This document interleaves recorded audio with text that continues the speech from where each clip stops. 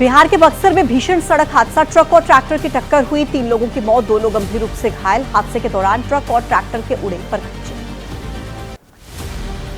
महाराष्ट्र के सांगली में कार में लगी भीषण आग, गोरगांव टोल बूथ के पास यह हादसा हुआ। हादसे के बाद कार जलने लगी, चालक की कार में ही जलकर दर्दनाक मौत।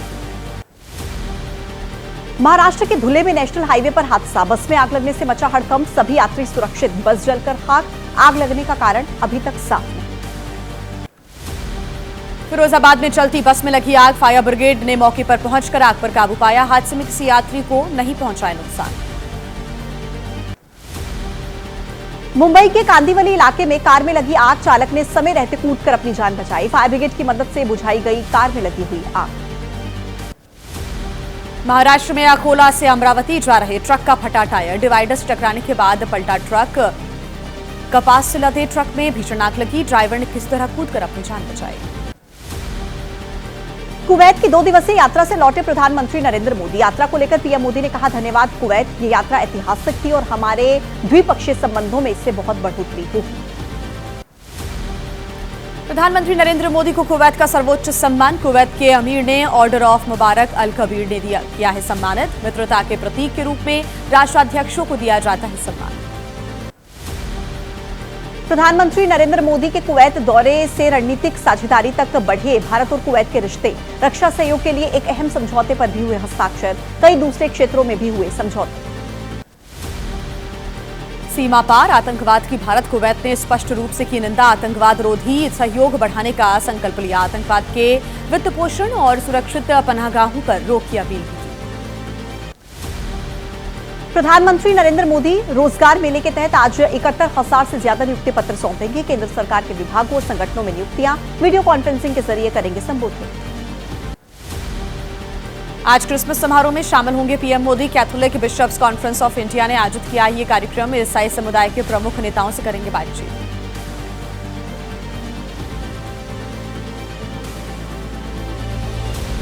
अल्लू अर्जुन की पुष्पा 2 फिल्म की स्क्रीनिंग के दौरान हुए हादसे पर हो रहे विवाद से जुड़ी बड़ी खबरें 8 से की न्यूज।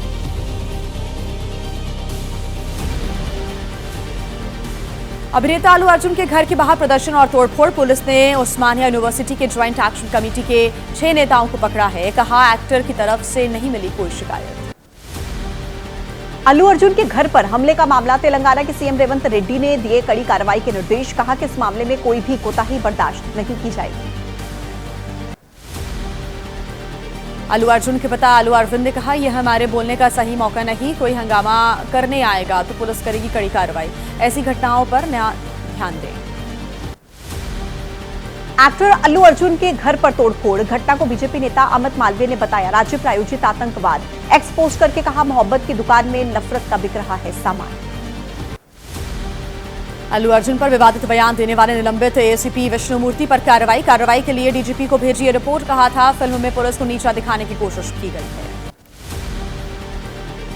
हैदराबाद पुलिस कमिश्नर की बाउंसर्स को चेतावनी। कहा कि बाउंसर का व्यवहार वीआईपी की जिम्मेदारी, पुलिस के साथ दुर्व्यवहार पर होगी सख्त कार्रवाई। घटना के दिन का सीसीटीवी फुटेज आया सामने। घटनास्थल पर पहले एसीपी और फिर डीसीपी पहुंचे। एक्टर अर्जुन ने किया था दावा, भगदड़ वाले दिन कोई एसीपी नहीं आया। अल्लू अर्जुन के मामले पर तेलंगाना के डीजीपी ने कहा कि किसी से निजी दुश्मनी नहीं है, लोगों की सुरक्षा से ज्यादा महत्वपूर्ण नहीं है फिल्म का प्रमोशन। फिल्म में वो हीरो हैं, पर ग्राउंड लेवल पर समस्याओं को समझिए। और आइए अब नजर डालते हैं संभल से जुड़ी हुई बड़ी खबरों पर।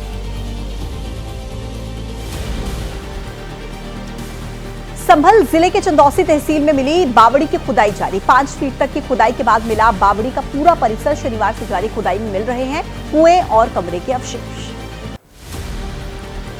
भीतर से किसी प्राचीन इमारत के कमरे जैसी दिखती है बावड़ी। अब तक मिले हैं 4 दरवाजे, मूर्तियों को रखने के लिए बने हैं आले। स्थानीय लोगों के अनुसार 160 साल से ज्यादा पुरानी है ये बावड़ी। चंदौसी की ऐतिहासिक बावड़ी पर एक महिला ने दावा किया कि खुद को महारानी सुरेंद्र बाला की सबसे छोटी पोती बताया। कहा कि इस संपत्ति पर उनका मालिकाना हक है। चंदौसी में मिली रानी की बावड़ी पर बोली रानी की पोती शिप्रा घेरा। खेतों के बीचों बीच दादी रानी सुरेंद्र बाला ने इसका निर्माण करवाया था। अब केवल घरों के बीच में ही बची है बावड़ी। आज से एक दशक पहले संभल के प्राचीन बांके बिहारी मंदिर में तोड़फोड़ का दावा। 2010 के मई महीने में तोड़फोड़ करने का आरोप है। शनिवार को प्रशासन ने की मंदिर की शिलान्यास। एबीपी न्यूज के पास मई 2010 में चंदौसी थाने में की गई शिकायत की एक्सक्लूसिव कॉपी है। कौशल किशोर ने ये शिकायत की थी। कौशल की शिकायत पर ही की जा रही है मंदिर की खुदाई। जगह जगह पर चल रही खुदाई पर एसपी नेता अखिलेश यादव ने कसा तंज। कहा कि अगर बीजेपी नेताओं के घरों में खुदाई करवाएं तो वहां पर भी कुछ न कुछ निकल आएगा। देश की राजनीति से जुड़ी हुई बड़ी खबरें आपको बता देते हैं आज सेकंड में। राहुल गांधी का आज महाराष्ट्र के परभणी का दौरा। हिंसा में मारे गए लोगों के परिजनों से मुलाकात करेंगे। बीती 10 दिसंबर को संविधान की प्रतिकृति क्षतिग्रस्त होने पर हुई थी हिंसा। परभणी में सोमनाथ सूर्यवंशी की न्यायिक हिरासत में मौत। विजय वाकोडे की विरोध प्रदर्शन के दौरान गई जान। लोगों का आरोप सूर्यवंशी की पुलिस हिरासत में हत्या हुई। मुख्यमंत्री देवेंद्र फडणवीस के मुताबिक सूर्यवंशी ने किसी प्रताड़ना से इनकार किया था। मंत्री चंद्रशेखर बावनकुले ने राहुल गांधी के दौरे को बताया नौटंकी। कहा सरकार सबको एकजुट रखने के लिए प्रतिबद्ध। महाराष्ट्र के डिप्टी सीएम अजित पवार ने माना मंत्री पद नहीं मिलने से पार्टी में कुछ लोग नाराज हैं। मंत्रियों की संख्या अधिक होने की वजह से सीएम दे सकते थे एक ही विभाग। संसद में धक्का मुक्की करने के कांग्रेस के आरोपों से बीजेपी सांसद विवेक बंटी साहू का इनकार। राहुल को बताया अर्बन नक्सल। कहा कि प्रियंका ने पप्पू यादव के साथ महिला सांसदों से किया अभद्र व्यवहार। कांग्रेस नेता दिग्विजय सिंह ने बीजेपी को बताया नफरत फैलाने वाली पार्टी। कहा देश के बच्चों में बोया नफरत का जहर। मैं भी सनातन धर्म का पालक, लेकिन कहां लिखा है कि मुसलमान पर अत्याचार करो। सरकार ने चुनाव नियमों में किया बदलाव। कुछ इलेक्ट्रॉनिक दस्तावेजों के सार्वजनिक निरीक्षण पर रोक लगी। जयराम रमेश ने कहा कि कांग्रेस देगी कानूनी रूप से चुनाव।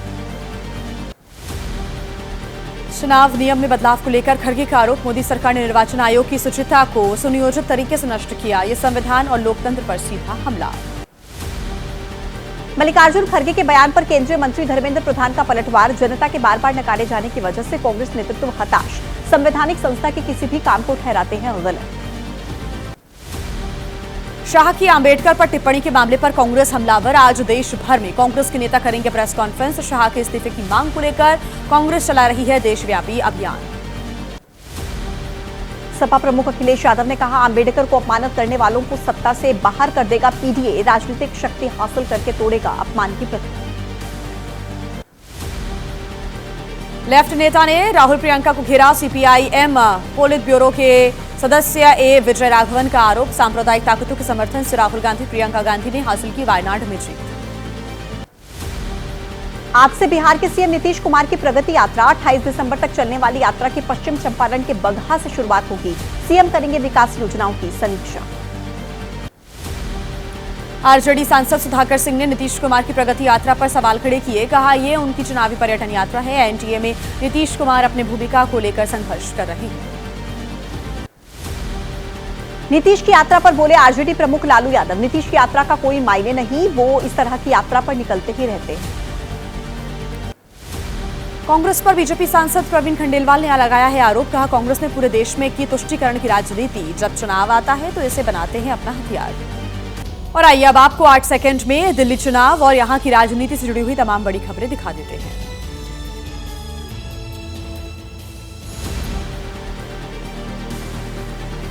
एलजी के सवाल उठाने पर दिल्ली की झुग्गियों में पहुंची सीएम आतिशी। रंगपुरी इलाके में लोगों से बात करके उनकी समस्याओं की जानकारी ली। कहा कि तुरंत किया जा रहा है समाधान। दिल्ली में आज से महिला सम्मान और संजीवनी योजना का रजिस्ट्रेशन शुरू हो रहा है। केजरीवाल करेंगे रजिस्ट्रेशन की शुरुआत। आम आदमी पार्टी की टीम घर घर जाकर करेगी रजिस्ट्रेशन।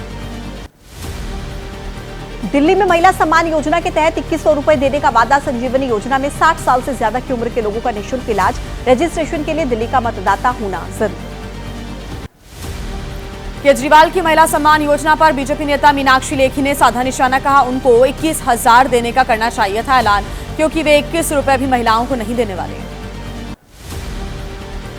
आपसे बीजेपी में आए नितिन त्यागी की लक्ष्मीनगर विधानसभा के टिकट पर दावेदारी। कहा मेरा काम और छवि काफी अच्छी है। मैंने केजरीवाल और सिसोदिया के झूठे वादों को हर जगह पर उठाया।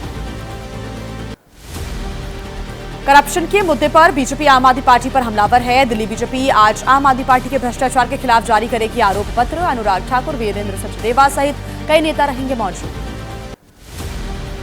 दिल्ली में बीजेपी ने किया जॉब फेयर का आयोजन। तालकटोरा स्टेडियम में सुबह 10 बजे से शुरू होने वाला है रजिस्ट्रेशन। रोजगार मेले में बीजेपी नेता युवाओं से करेंगे बात। दिल्ली में कला प्रदर्शनी में पहुंचे अरविंद केजरीवाल, बच्चों के साथ डांस करते नजर आए केजरीवाल। कार्यक्रम के दौरान केजरीवाल ने बच्चों के साथ ठुमके लगाए। देश के अलग अलग हिस्सों से क्या है अपडेट, आइए आपको दिखाएं 8 सेकेंड न्यूज। भारत रत्न चौधरी चरण सिंह की जयंती। मुख्यमंत्री कृषक उपहार योजना के तहत यूपी के सीएम योगी कृषकों को बांटेंगे ट्रैक्टर्स। पुरस्कार वितरण कार्यक्रम में भी होंगे शामिल। जम्मू कश्मीर में आरक्षण नीति के खिलाफ प्रदर्शन। श्रीनगर में नेशनल कॉन्फ्रेंस के नेता आगा रुहुल्ला अपनी ही सरकार के खिलाफ करेंगे प्रोटेस्ट। फिलहाल हाईकोर्ट में लंबित है मामला। त्रिपुरा के मुख्यमंत्री डॉक्टर मानिक साहा ने कहा, बांग्लादेश से आ रहे हिंदू और गैर हिंदू कुछ लोग गिरफ्तार। बीएसएफ त्रिपुरा पुलिस की संख्या बढ़ाने का प्रस्ताव। अंबेडकर के अपमान पर बीजेपी के खिलाफ आज पूरे बंगाल में प्रदर्शन करेगी टीएमसी। राज्य के हर ब्लॉक, नगरपालिका, वार्ड तक में होंगी रैलियां। अमित शाह पर लगाया अंबेडकर के अपमान करने का आरोप। संघ प्रमुख मोहन भागवत ने कहा, गलतफहमियों पर आधारित थे अतीत में धर्म के नाम पर हुए अत्याचार। धर्म का आचरण करने वाला उसका रक्षक, इसका आधा ज्ञान ले जाएगा अधर्म की ओर। उपराष्ट्रपति जगदीप धनखड़ ने कृषि को ग्रामीण विकास के लिए जरूरी बताया। कहा कि जब तक कृषि का विकास नहीं होगा, विकसित राष्ट्र का सपना बना रहेगा एक दूर का सपना। संयुक्त किसान मोर्चा आज करेगा राष्ट्रव्यापी प्रदर्शन। जिलों पर प्रदर्शन करेंगे किसान संगठनों से फौरन बातचीत करने और किसानों की मांगों को लेकर विरोध जताएंगे किसान संगठन। खनौरी बॉर्डर पर किसान नेता जगजीत सिंह डल्लेवाल का आमरण अनशन जारी। डल्लेवाल के आमरण अनशन का आज 28वां दिन। बिगड़ती सेहत बना चिंता का विषय। पूर्व आईएएस पूजा खेड़कर की अग्रिम जमानत याचिका पर आज आ सकता है फैसला। दिल्ली हाईकोर्ट दोपहर 2:30 बजे सुना सकता है फैसला। आजम खान से जुड़े 27 मामलों में रिवीजन पर आज फैसला सुना सकता है कोर्ट। रामपुर के एमपी एमएलए सेशन कोर्ट में दाखिल की गई थी याचिका। निगरानी याचिका पर पूरी हो चुकी है बहस। भोपाल में आरटीओ के पूर्व कांस्टेबल सौरभ शर्मा से जुड़ा बड़ा खुलासा। एनजीओ की जमीन पर स्कूल बना रहा सौरभ शर्मा। मां को चेयरमैन, पत्नी को डायरेक्टर बनाया। छापा पड़ते ही काम रोक दिया गया। अपराध की दुनिया से क्या है अपडेट, आइए आपको दिखाते हैं 8 सेकेंड न्यूज। दिल्ली एनसीआर में ठंड के साथ अब कोहरे का भी सितम। राजधानी के कई हिस्सों में बीती रात से छाया रहा घना कोहरा। बीती कुछ रोज से शीतलहर का सितम झेल रहे हैं दिल्ली के लोग। लखनऊ के लोग झेल रही शीतलहर का सितम। सर्दी से बचने के लिए रैन बसेरों में पहुंच रहे राहगीर और जरूरतमंद लोग। नगर निगम में राजधानी में कई जगहों पर बनाए गए रैन बसेरे। आज प्रयागराज के दौरे पर जाएंगे यूपी के सीएम योगी आदित्यनाथ। महाकुंभ से जुड़े कामों का निरीक्षण करेंगे। अधिकारियों के साथ समीक्षा बैठक भी करेंगे मुख्यमंत्री योगी। प्रयागराज के महाकुंभ क्षेत्र में बनाया गया आध्यात्मिक पार्क। भारत के नक्शे के भीतर दर्शाए गए देश के सभी प्रमुख मंदिर और 12 ज्योतिर्लिंग बनाने में हुआ स्क्रैप का इस्तेमाल। महाकुंभ को लेकर सज गई संगम नगरी प्रयागराज। अभी से नजर आ रही यात्रियों की चहल पहल। संगम तट पर बोटिंग का लुत्फ भी उठा रहे हैं पर्यटक। 13 जनवरी से शुरू होने जा रहा है महाकुंभ।